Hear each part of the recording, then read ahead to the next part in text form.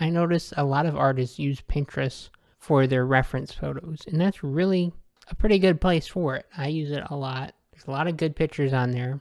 They have a great tools for searching, but there's also a lot of crap. There's a lot of bad photos, and there's a lot of AI slop on there too. Sometimes can just be really frustrating to try and find a good reference, one that you like, and is not AI slop or too similar to the stuff you already have done. But there's something else you can do, and that is master studies. What is a master study? When it comes to art, in this case, painting, we're looking at artists that are considered to be masters at what they do. This can either be from history or current artists today. I recommend going and looking at stuff in the past because that will seem fresh today.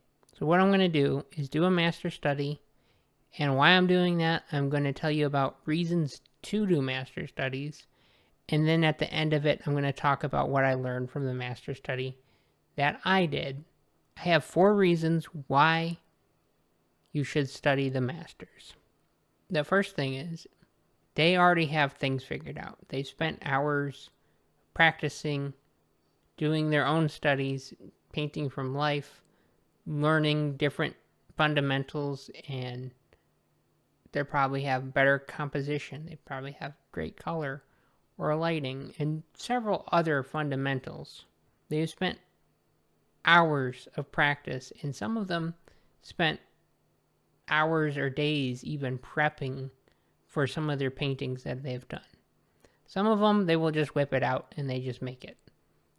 But I do notice some of the masters have done multiple studies of the same artwork or same reference to create a painting that had a good composition or prep them for the composition. So they basically figured out all the work for you. And since they already figured that out, that brings me to my next point. Point number 2, why you should do master studies, is because they condensed all of that learning and skill down into these masterpieces. And they're really good at what they do, and they have all these things figured out that made some of their paintings successful. And it will speed up your learning process because you can just basically get all the good stuff from them right away by just doing even any amount of work on it. Even if you're just going to draw it, or you're going to just capture the colors, or you're going to try and copy it completely, you will learn something, and you will learn a lot more about painting than just finding a pretty girl on Pinterest and painting her. And my next point, why you should do master studies, you get to know the artwork and the painting better. You get to sit there and appreciate it because you're going to be spending time looking at it and observing things. I'm hoping you're spending at least 20 minutes to an hour. I would say try and do like a full copy study of it for up to like 4 hours. Like what I've done on this one is only an hour, and you can see that I need more time on it. And I want to spend more time on it, but I'm just running out of time for today. Hopefully you picked a painting that you like looking at to study, because if you don't, I don't know what you're doing. Why would you pick something you don't like looking at to try and recreate?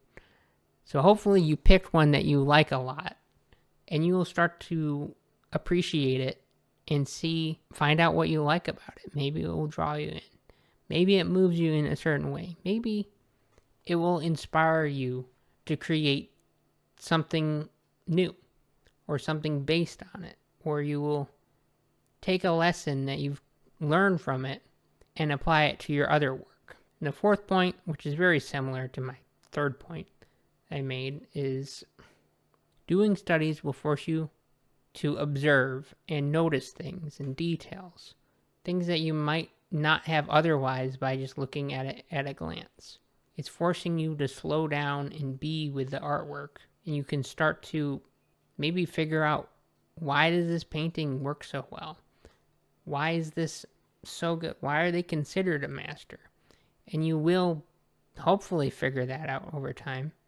Or maybe they just happen to make a really good artwork and you just want to break it down and understand it better. And there's probably even more reasons to do master studies. I just can't think of them right now. And now let's move on to the painting that I did, or the study that I did. So here's the study that I did of the girl with a pearl earring. The first thing, or one of the things that I noticed is I like the use of colors. There's basically three triad of colors, 3 different colors used mostly. The main color that we see the most of is yellow, and then blue is the second most used color, followed up by a reddish pink color for the lips. I like the ratio of colors, how there's mostly yellow, and then the second amount of color we see the most of is blue, and then we see kind of the red, pink on the lips. Of course, there's color in the skin tones, but that's more neutral compared to everything else. I find that the blue and the red stand out a lot, so it kind of makes a nice a visual variety of colors that they have. Like the large part is yellow, the medium part is blue, and then the small part is red or pink or whatever, or the reddish pink color. And I think that just makes a really nice visual appeal. Because at first you see the whole thing and you're like, okay, yellow. And then you see the blue and it's like, okay, that's interesting. And then you see, obviously, the pearl as well. So you do look at that. But usually when I look at it, I see the whole thing mostly like a yellow silhouette, and then the blue stands out. And then I go and look down on the face, and the red on people's lips stand out too. And then my eyes bounce back up to the eyes. And I guess I just like how it guides your eye around the painting.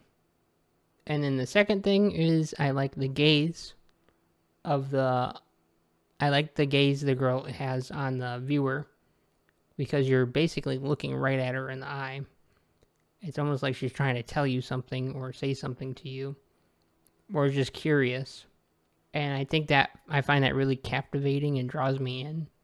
It's like, hey, I want to talk to this person. This person seems interesting, or interested in talking to you, or has something to tell you, or know something that you don't know. There could be a ton of different ways to interpret this. And I think that's why it's so popular. And then the third thing is, which is used a lot in these compositions, is having a solid dark black background. Almost black, actually.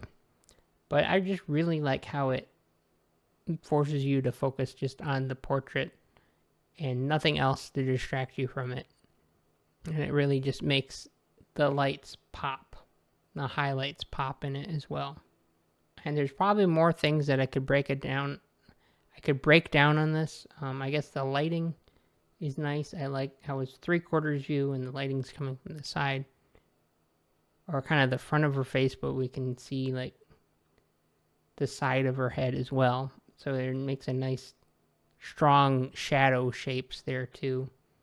I really like it when you can clearly see where the shadows are. Makes it way easier to do a study. And you don't see that as much on photos from Pinterest. So this is how mine came out. And I'm going to go back and work on this some more. Maybe I'll get some of it more done tonight. I doubt it because I'm really tired. But I really strongly suggest you try and do master studies. If you're just sick of doing Pinterest studies, like, they're good, they're helpful, and you can learn a lot. But you're going to learn a lot more if you do master studies. And until next time, Dartagon out.